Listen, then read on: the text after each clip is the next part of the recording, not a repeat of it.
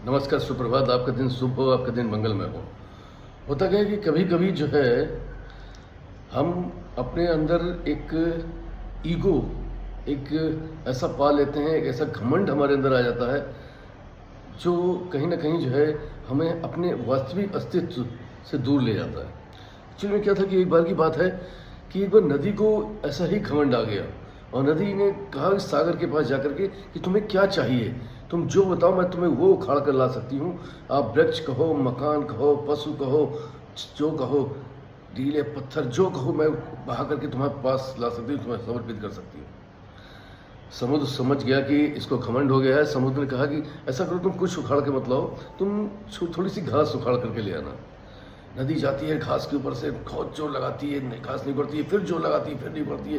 काफ़ी जोर लगाने के बाद हार के समुद्र के पास आती है कि मैं बड़े बड़े पहाड़, बड़े बड़े वृक्ष, बड़े बड़े सब ये पशु पक्षी, मकान सब बहा के ला सकती हूँ, लेकिन ये छोटी सी घास मुझसे क्यों नहीं उखाड़ी गई।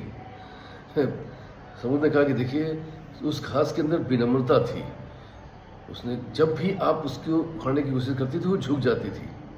नदी ने कहा हाँ, जब भी मैं प्रभात तेज करती थी वो झुक जाती थी और मैं उसके ऊपर से खाली हाथ निकल आती थी। उन्होंने कहा बस, जिसने जीवन में विनम्रता सीख ली, जिसने जीवन में झुकना सीख लिया, समझ लो उसने सब कुछ सीख लिया और जीवन का वास्तविक आनंद ले लिया।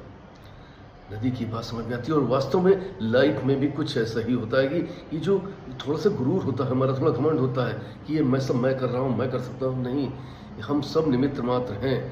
एक नदी की जो है उसकी पहुंच सागर तक है और एक मनुष्य की पहुंच परमात्मा तक है, एक बीज की पहुंच वृक्ष तक है।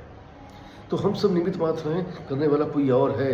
हम जो भी बेहतर कर पाते हैं उसके पीछे किसी न किसी का आशीष है। इसलिए अपने अंदर कभी घमंड न पालें और पूर्ण समर्पित होकर के उस एक ईश्वर जिसको आप मानते हैं उसकी शरण में चले जाएं।